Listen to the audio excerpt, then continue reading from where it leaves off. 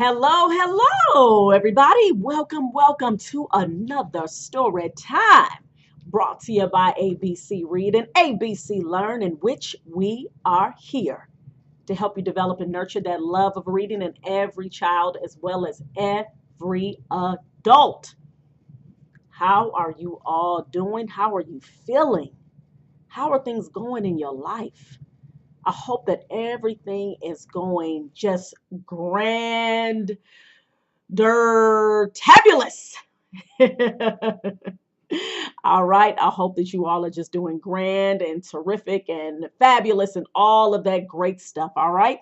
And I hope that you all have read or you're planning to read for at least 30 minutes. Okay.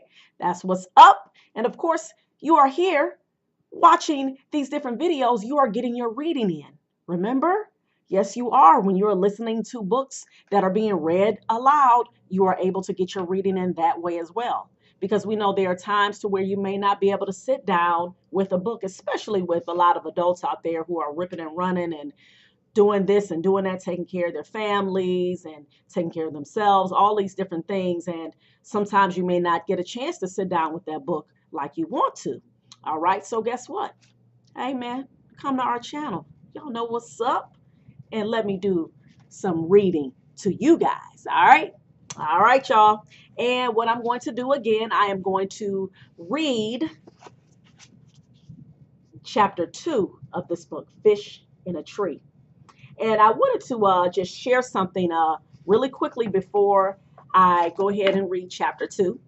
And this is information coming from this book right here. And this is called Overcoming Dyslexia. And it is a new and complete science-based program for reading problems at any level. All right. This book is written by Sally Shaywitz. Okay. And she is a professor of pediatrics at the Yale University School of Medicine. All right. And among other things. All right. She's also a member of the National Reading Panel. All right. And so one of the things I just wanted to share with you briefly, because what she obviously is dealing with is the reading disability called dyslexia. And there are also other reading disabilities as well. And so I just wanted to just give you just a little brief of what she talks about in terms of children who suffer from dyslexia. All right. And what she says is that, and this is out of the chapter, The Power of Knowing. And she says, this frustrating and persistent problem in learning, a substantial number of well-intentioned boys and girls, including very bright ones, experience significant difficulty in learning to read through no fault of their own. This frustrating and persistent problem in learning to read is called dyslexia. Most children look forward to learning to read and, in fact, do so quickly. For dyslexic children, however, the experience is very different. For them, reading, which seems to come effortlessly for everyone else, appears to be beyond their grasp.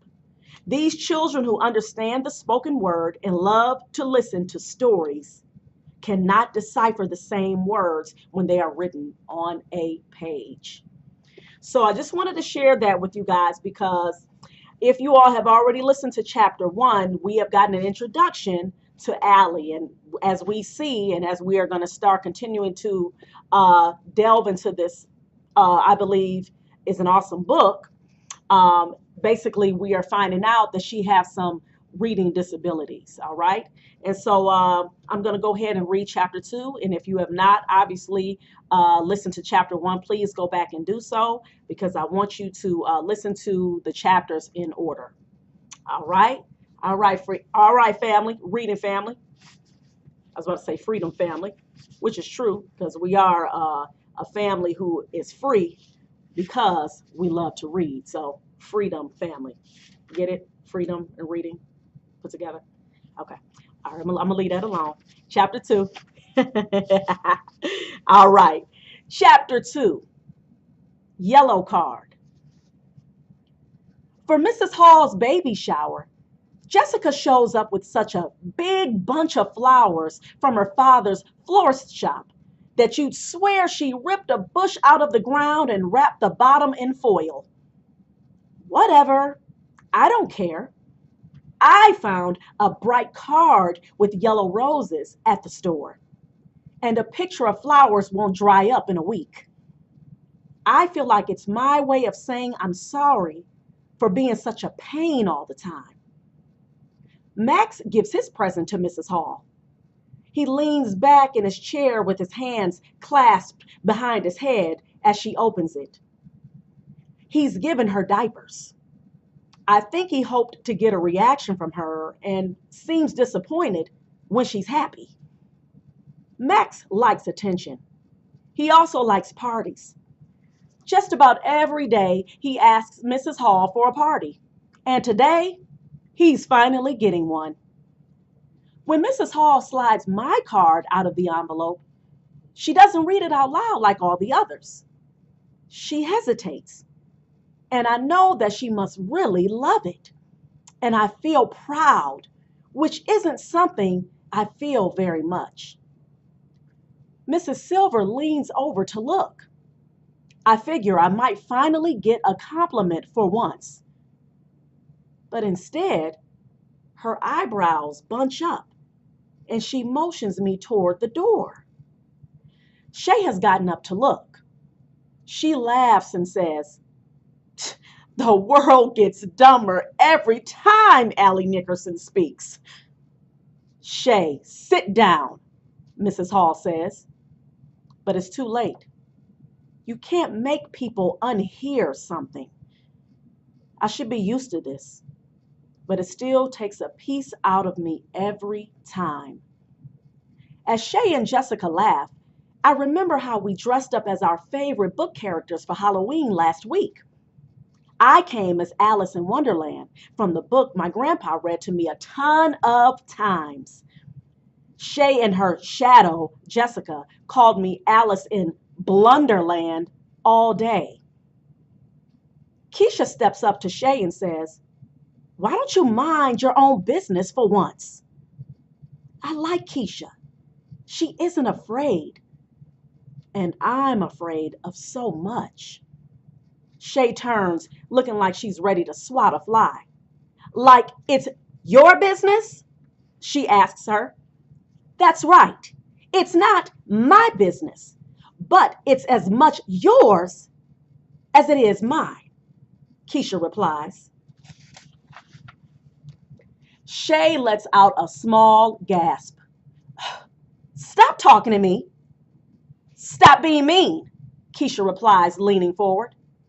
Max folds his arms and leans forward across his desk. "Yes, there's going to be a fight," he says. "There isn't going to be a fight," Mrs. Hall says. Suki is holding one of her small wooden blocks. She has a collection of them that she keeps in a box, and I've seen her take one out when she gets nervous. She's nervous now. Shay glares at Keisha. Keisha is new this year, and I'm surprised she said something. Everyone is all riled up, and I don't even know how this all happened. While Mrs. Hall tells them both to cool off and points out to Max that it's foolish to root for a fight, Mrs. Silver waves me toward the door. What the heck is going on? Once we're out in the hallway, I can tell by Mrs. Silver's face that it's going to be another one of those times when I'll have to say I'm sorry or explain why I've done something. The thing is, I have no idea why I'm even in trouble this time. I stuff my hands in my pockets to keep them from doing something I'll regret. I wish I could put my mouth in there too. "I just don't get it, Allie," she says. "You've done other things that have been inappropriate, but this is just, well, different. It's not like you." It figures. I do something nice and she says it isn't like me. And I can't understand how buying a card is bad. "Allie," Mrs. Silver says, "if you're looking for attention, this isn't the way to do it." She has that wrong. I need attention like a fish needs a snorkel. The door swings all the way open, hitting the lockers, and Oliver springs from the room. Allie, he says, I think you gave her that card to tell her you're sorry. She has to leave us to go have some dumb baby. She's probably really sad. I felt sorry for her too. What is he talking about? Oliver, Mrs. Silver asks, is there a reason why you're out here? Yeah, I was going to I was going to go to the boys' room. Yeah, that's it. And off he runs. Can I just go now? I blurt out, feeling like the job of standing here is something I can't do for another second. She shakes her head a bit as she speaks. I just don't get it. Why in the world would you give a pregnant woman a sympathy card? Sympathy card? I think. And I think some more. And then I remember my mom sends those to people when someone they love dies. My stomach churns, wondering what Mrs. Hall must have thought. You do know what a sympathy card is, Allie, don't you? I should deny that I know, but I nod because I don't want to have to hear Mrs. Silver explain it. And besides, she'll think I'm even dumber than I am, if that's possible. Then why would you do such a thing? I stand tall, but everything inside shrinks. The thing is, I feel real bad. I mean, I felt terrible when the neighbor's dog died. Never mind if a baby had died. I just didn't know it was a sad card like that. All I could see were beautiful yellow flowers, and all I could imagine was how happy I was going to make her. But there are piles of reasons I can't tell the absolute truth. Not to her, not to anyone. No matter how many times I have prayed and worked and hoped, reading for me is still like trying to make sense of a can of alphabet soup that's been dumped on a plate. I just don't know how other people do it.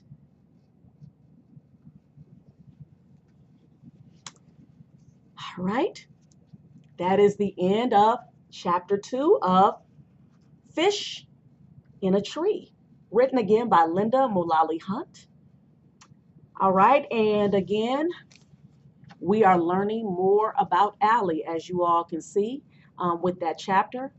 And again, I hope that everyone who is listening to this story is really getting a chance to understand how children feel who struggle with reading. And we have to always remember that everybody has their strengths and their weaknesses. And when we see somebody who has different weaknesses in something, we don't make fun of them. We simply try to figure out ways in which we can help that person. And whatever we can do, we try to give them support as much as we can. And hopefully we'll continue to see that Allie will be able to get some help, and she will be able to seek out that help and develop that confidence. So we'll definitely learn more about Allie and how this issue of her having this reading disability can be helped. All right, you guys, I'm so happy that you all joined me again for this awesome story time. And I will be reading to you guys again chapter 3 of Fish in a Tree. All right, you guys, I appreciate you all, my reading family. Remember to like, subscribe, and share our videos. Have a beautiful, beautiful rest of your day. Peace, reading family.